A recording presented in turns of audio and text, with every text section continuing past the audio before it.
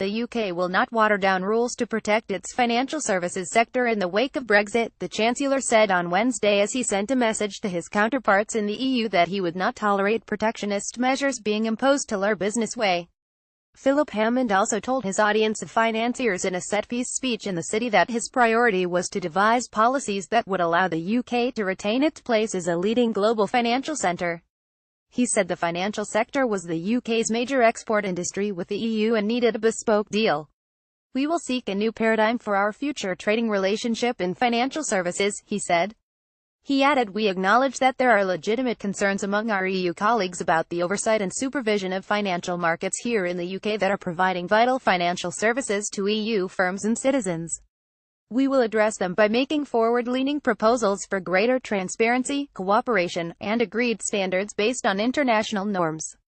But, let me be clear, we will not accept protectionist agendas, disguised as arguments about financial stability," said Hammond, at the dinner organised by the new financial industry lobby group UK Finance. Since the vote for Brexit, financial centres in the EU such as Frankfurt, Paris and Dublin have been vying for business that may have to leave the UK. The Frankfurt-based European Central Bank has also said it should have more powers over euro clearing, the €1 trillion £880 billion market for clearing of financial products denominated in euros, which is currently dominated by the city. A survey published this week named London as the world's top financial centre, although Frankfurt and Dublin both moved up the league table. Hammond said, "It is my priority as Chancellor to ensure that the UK remains the financial services centre of the world. We have the time zone, the language, the legal system, the talent, the capital markets, and the tech center to succeed," he added, saying that he also wanted the UK to be a leader in financial technology.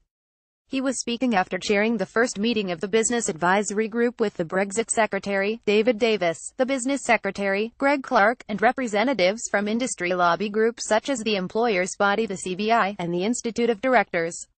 He said that the meeting had confirmed that getting clarity soon on issues such as transition is of vital importance to business, and thus the economy.